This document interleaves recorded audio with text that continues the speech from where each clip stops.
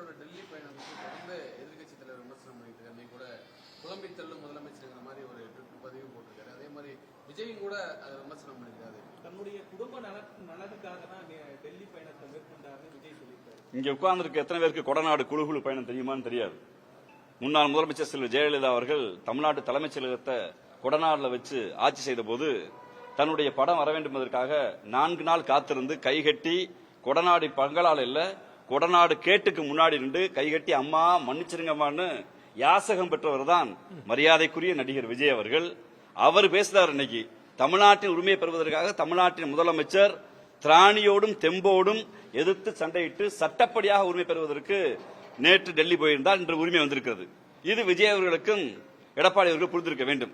நீங்க உங்க படத்துடைய படம் திரைக்கு வர வேண்டியதற்காக கொடநாடு குளிர்ல 4 நாள் காத்திருந்து கேட்டுக்கு வெளியில செல்வி ஜெயலலிதா அவர்களிடம் உங்க சுயமரியாதை அடமான வச்சு, அதாவது நீங்க உச்சபட்ச நடிகர், மாற்ற வேண்டும் என்று சொல்லுகிற ஒரு நடிகர், மாற்றம்னு சமூக மாற்றத்தை ஏற்படுத்திய, சமூகத்தில் விளிம்புநிலை மக்களுக்கு அதிகாரம் கொடுத்த, தமிழ் மீது புரட்சி ஏற்படுத்தி தமிழர்களுக்கு ஒரு புத்துணர்ச்சியை கொடுத்த திராவிட முன்னேற்ற கழகத்தின் மீது புழுதிவாரி தூட்டிட்டு தன் தந்தையாரை கூட்டிட்டு போய் கொடநாடு கேட்டு வாசல்ல அந்த டீ எஸ்டேட் முன்னாடி ராத்திரி 9:30 மணிக்கு செல்வி ஜெயலலிதாவை சந்தித்த திராணியுள்ள விஜய் சொல்லியிருக்கிறார், நீங்க குடும்ப நலனுக்காக, இது தமிழ்நாட்டு நலனுக்காக, தமிழர் நலனுக்காக எங்களுடைய தலைவர் சென்றிருக்கிறார்.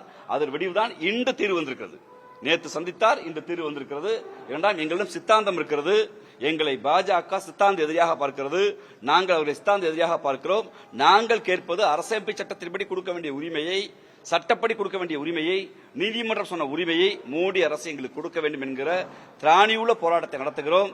ஒரு மத பாசிச அமைப்புக்கு எதிராக மதச்சார்பை பேசுகிற ஒரு புரட்சிகர அமைப்பாக திராவிட முன்னேற்ற கழகம் இருக்குது. அது தலைவராக எங்கள் தலைவர் இருக்கிறார்.